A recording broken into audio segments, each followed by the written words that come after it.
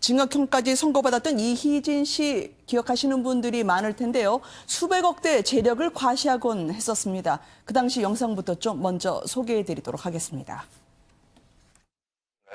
내 집이지. 6층도 우리 집이지. 4층은요? 4층도 일부만 우리 집이지. 이게 현금입니까? 이게 진짜입니까? 진짜 돈이지. 형님, 그 1,000원짜리는 좀 아니지 않습니까, 형님? 1,000원짜리? 네, 이거 형님 약간 좀 가오버. 나중에 이거 값 올라가. 아, 그런가? 왜냐면 이거 다 합쳐져 있는 거야. 어? 지폐가. 지폐 잘 봐봐. 이거 합쳐져 있는 거야. 자, 임마. 돈도 한정판이야, 다.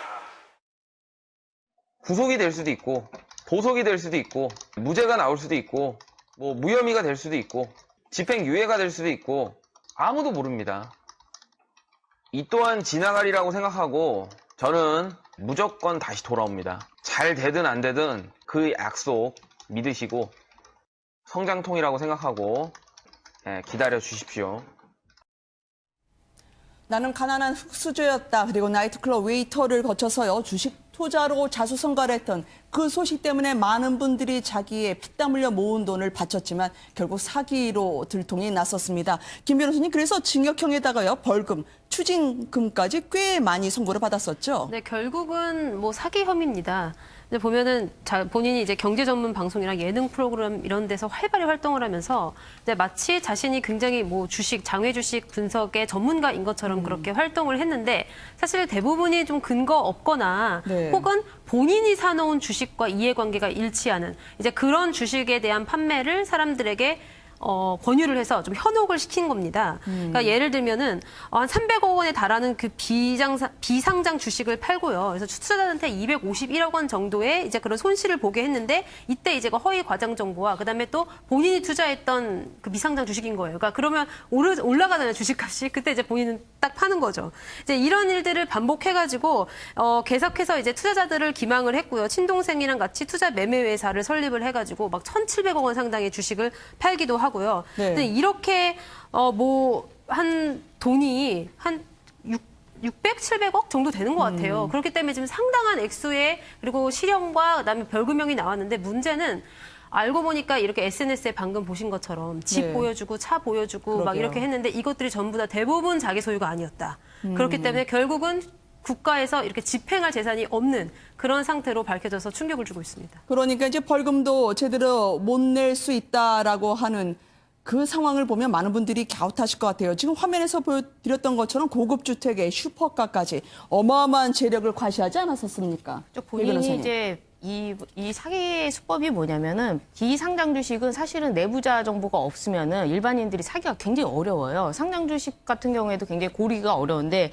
근데 본인이 이 내부자 정보를 알고 있다고 하면서 사람들한테 정보를 주고 이거 사면은 오른다라고 해놓고 오르면 이제 자신을 팔고 나중에 다시 다 내려가는 이런 식으로 해가지고 네. 자신이 굉장히 현금을 많이 벌었다는 거죠. 그러면서 사람들한테 보여주기 위해서 이렇게 호화로운 집도 공개하고 돈이 많다고 저렇게 계속해서 얘기를 하니까 사람들이 또 믿게 되잖아요. 아, 저렇게 돈이 있으니까 정말 믿을 만한 정보인가 보다 해서 더 현혹하고 이렇게 계속 반복을 해왔는데 더 문제는 지금 이제 벌금을 내라고 벌금이 200억이 200억이죠. 나왔는데 네. 벌금을 낼 돈이 없다는 거예요. 본인이 이제 벌금 낼 돈이 없기 때문에 자신은 그냥 노역을 살겠다. 근데 이제 노역으로 벌금을 대신할 수 있는 기간이 약 3년이거든요. 그래서 한 3년만 살고 나오면 200억을 다 갚는 꼴이 됩니다. 그러면 이거를 하루로 보면은 하루에 뭐 1,800만 원 정도인데 네. 그렇다면은 이게 바로 황제 노역이 아니냐라고 이제 또 비판을 하는 것인데 더 황당한 거는 이분이 이제 항소심에 가면서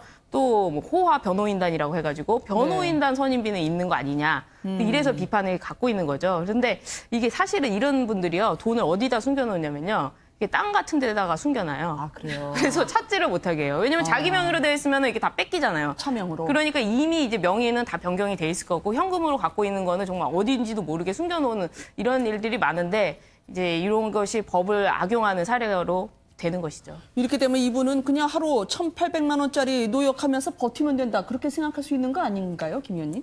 그러니까 벌금 대신 노역으로 하는 건 네. 이제 노역장 유치를 한다고 하는데요. 법률로 최대 기간이 3년입니다. 그건 이제 어떤 의미가 있냐면 벌금은 결국엔 재산에 대해서 부과하는 재산형이기 때문에 벌금 낼 돈이 없어서 3년이 아니라 뭐 10년, 20년 복역하는 것도 또 맞지 않는 거 아니냐라는 네. 의미에서 이제 노역장 유치의 최상한을 3년으로 두고 있는데 요새 이제 벌금 액수가 많다 보니까 특히 경제범죄 관련해서 이런 황제 노역 문제가 나오는 것이죠. 그래서 환영 유치 기간을 3년에서 더 늘려야 되느냐. 근데 그거는 쉽게 결정할 문제는 아니라고 생각합니다. 근데 네. 하나 확실한 건 돈 자랑하는 사람 치고 진짜 부자는 없어요. 그래요. 그건 하나 확실한 것 같습니다. 저 추징금은 또 이 노역으로 대신할 수도 없다고 하니까요. 지금 200억 원 넘게 손실 본 분들 다 자신의 재산 날렸던 개미 투자자들 아니에요? 그분들 그렇게 돈을 빨아들인 다음에 본인은 저렇게 버틴다? 이거 어떻게 받아들여야 될까요, 김 교수님? 정말 졸부들이 보여준 그 거격한 사기극까지 연계가 돼 있습니다. 결국은 정말 어려움 속에서 주식 투자하고 거기서 뭔가 좀 이런 금융 시스템을 이용해서 돈을 벌어보고 했던 개미 투자자들 그 돈을 다 모아서 이제는 변호인단도 아마 초호화 변호인단으로 꾸린다고 네. 합니다. 아마 큰 로펌에 뭐 그동안에 있었던 정과 내유를 받을 수 있는 사람들 찾아서 할 것 같은데요. 그렇다면 결국은 그 수많은 사람들의 피땀 흘린 돈을 사기, 허위 정보와 이런 것들을 통해서 또 과정된 정보를 통해서 결국은 사기를 쳐서 본인은 그 엄청난 돈을 받아들인 뒤에 결국은 빠져나갈 길을 찾는다. 네. 저는 여기에도 최저임금제를 적용해야 된다고 봅니다. 하루에 1시간에 최대한 10,000원꼴에서 하루에 8만 원 정도 해도 이게 사실은 지금 이 최저임금보다 높지 않습니까? 네. 그런데 하루에 1,800만 원짜리 일한다는 게 이게 말이 되는 겁니까? 네. 이런 부분에 있어서는 이런 악덕 범죄를 저지른 사람들이 다시는 이런 일을 할 수 없도록 뭔가 법에 경종을 울릴 필요는 있다고 봅니다. 물론 그 사람 모든 것을 매도할 수는 없겠지만 아마 분명히 열심히 살았던 부분이 있었을 거예요. 그런데 이 무수한 개미 투자자들의 피눈물을 만들어낸 이 상황은 법에서 좀 엄중하게 다룰 필요가 있어 보입니다. 네.